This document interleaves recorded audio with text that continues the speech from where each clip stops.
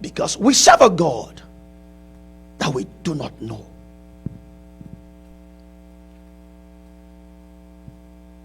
One day Paul went to Athens,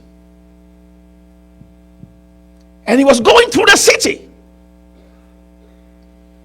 and he saw all types of shrines. All types. Athens was a religious city. The people believed in a supreme being. They believed there is a God. Even those who crucified Jesus believe there is a supreme being.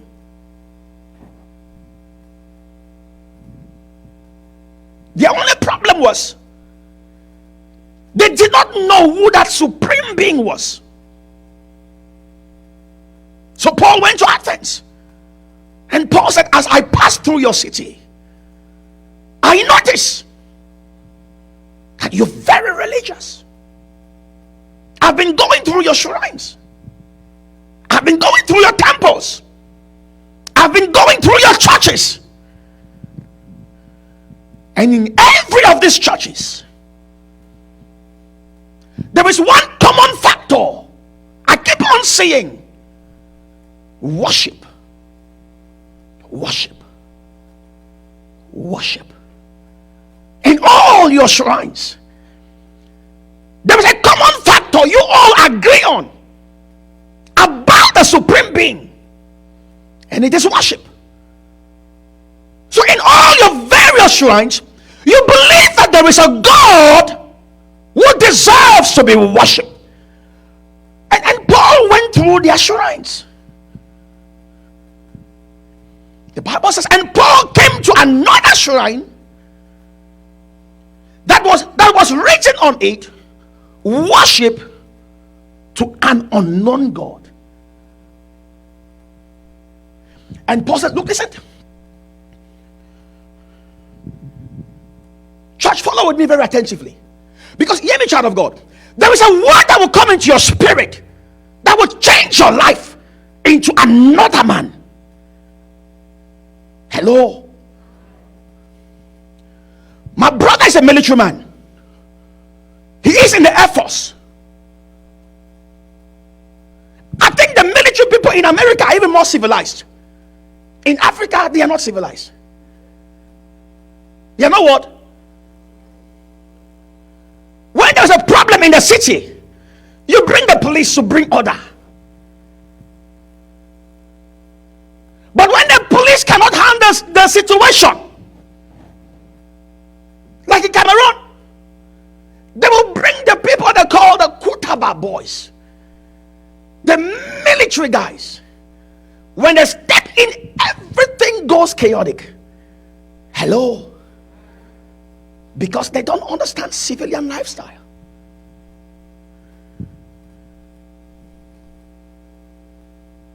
Now there is a revelation about God, about the resurrection. If you understand it, it will change you into another man.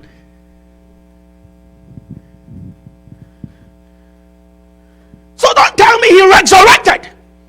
Don't tell me that. I want to see the fruit of resurrection in our lives.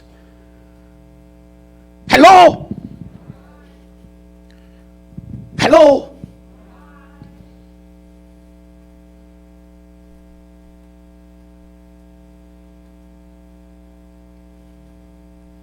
And Paul says, it is this unknown God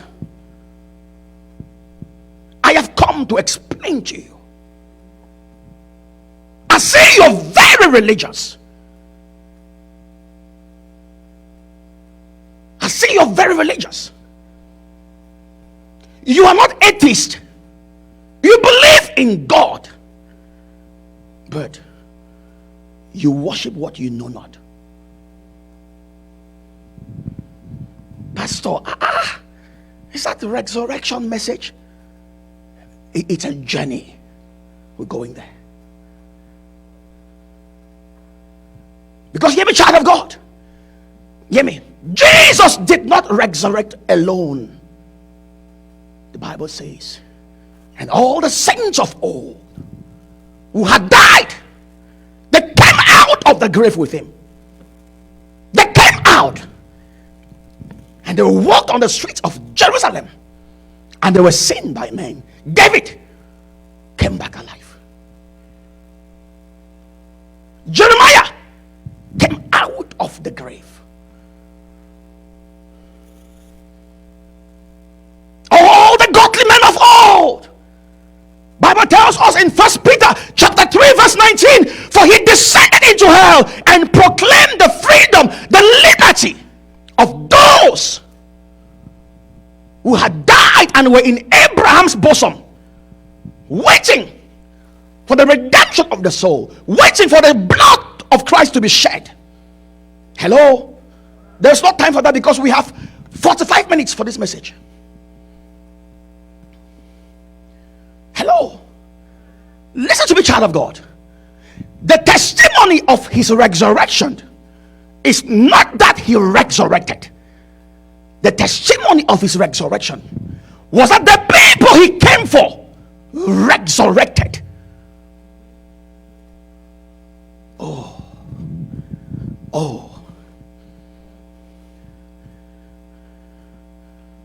That the people he came for, when he came out of the grave, they also came out of the grave.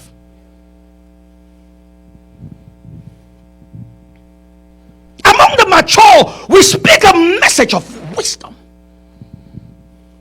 and not the wisdom of this age or of the rulers of this age who are coming to zero.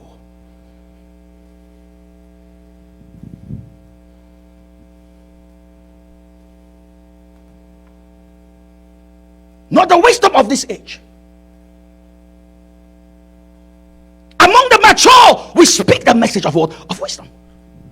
Paul says, I say you are very religious, but the problem is this: you know not what you worship. You know not what you worship. One day Jesus was talking with a woman of Samaria. The Bible says he sat by the well, and this lady who had gone through issues of life was coming to the well to fetch water. And as she came to the well, she met a man sitting by the well. And they got into a dialogue, they got into a discussion. In fact, it was Jesus who opened the discussion. Please, can I get some water, please, to drink? Oh no, you are a Jew. I'm a Samaritan. We have no dealings together.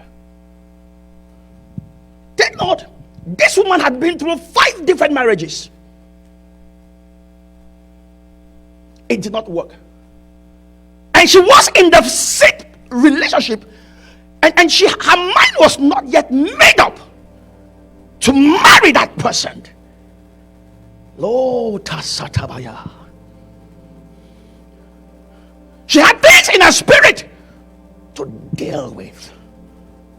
She was conscious of a relationship, but the problem is, I have been so heartbroken that I don't even know who to get into relationship with. She was heartbroken.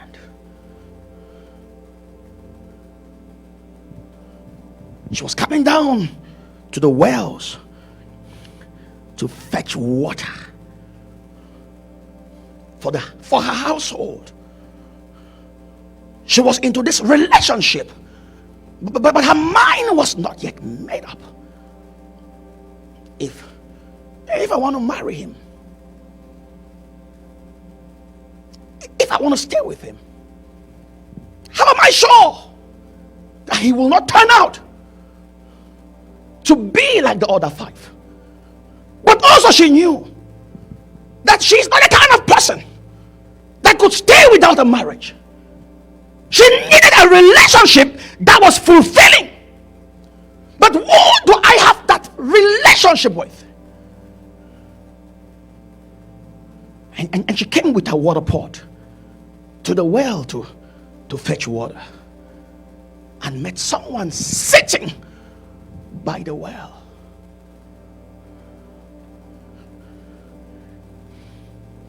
When she looked at him, there is no ring in his hand. My mind is not even made up yet whether I want to marry the sixth man. And I'm already seeing someone who seemed to be the seventh man waiting for me by the well. And she never wanted to have any dealings whatsoever with that man. Not because of any other thing, but because of what she's been through. Hear me, child of God. And everything Jesus told her, she was putting barriers. Please give me a drink. Oh, no. You are a Jew. I'm a Samaritan. We have no dealings together. No. That wasn't just her problem. It wasn't just a problem of the Jew and the Samaritans. It was because, you see, when people have gone through certain things in life, they become very sensitive with who they deal with who they talk with who they want to come into fellowship with who they want to come into intimacy with. And Jesus could identify what her problem was. She is a woman who is seeking for genuine intimacy, but not knowing exactly who to have that intimacy with. Paul came to Athens and said, look, listen guys, I'm happy that you all believe in the supreme God. But the problem is this: you know not who you worship. You know not what to worship. As I walked in your city, I saw so many shrines. And I also saw a shrine with the inscription, worship to an unknown God. That looks like agnosticism, where they believe in a God, but that the knowledge of the God cannot be known. Paul says, I see you people, you are seeking for a relationship, but you have no clue. You don't know who that God is. You don't know. You don't know. And because you do not know, there are things you're doing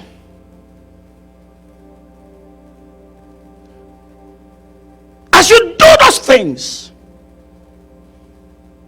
You think you are worshiping, but you're bleeding the heart of the Father. Listen to me, child of God. I'm trying to summarize. Listen.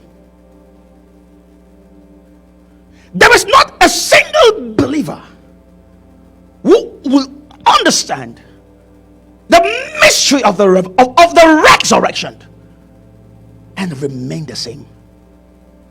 Not one. Paul says, for I am not ashamed of the glorious gospel of Jesus Christ, for it is a power of resurrection.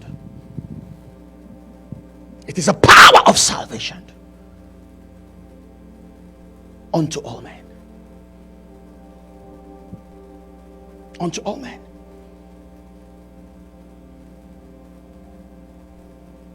Unto all men. We speak of the mysterious and hidden wisdom of God, which he destined for our glory before time began.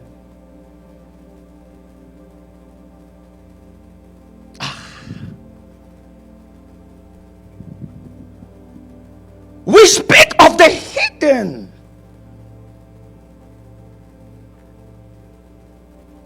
wisdom of God, which he destined for our glory. For whose glory? For whose glory? For our glory before time began.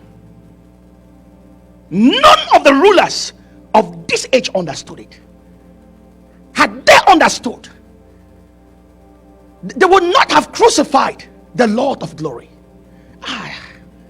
I don't know if you're getting me today. You see, there is something about the resurrection that the church has not understood, that believers haven't understood. Paul got so angry with this generation, with the generation of his time, and he told Timothy,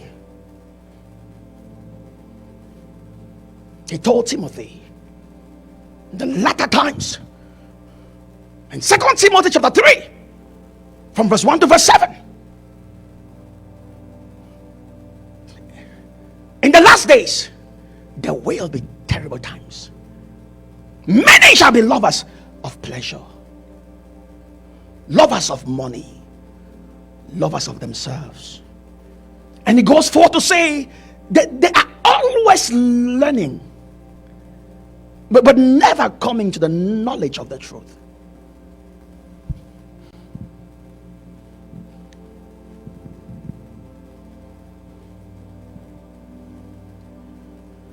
The church will not be differentiated from the world if we learn and not come to the knowledge of the truth. They will always be learning, but not coming to the revelation of the truth. Why? You child of God. Because if we come to the revelation of the truth, that is where we experience genuine freedom. And ye shall know the truth, and the truth will make you free. Paul says, we speak of the mysterious and hidden wisdom of God, which he destined for our glory.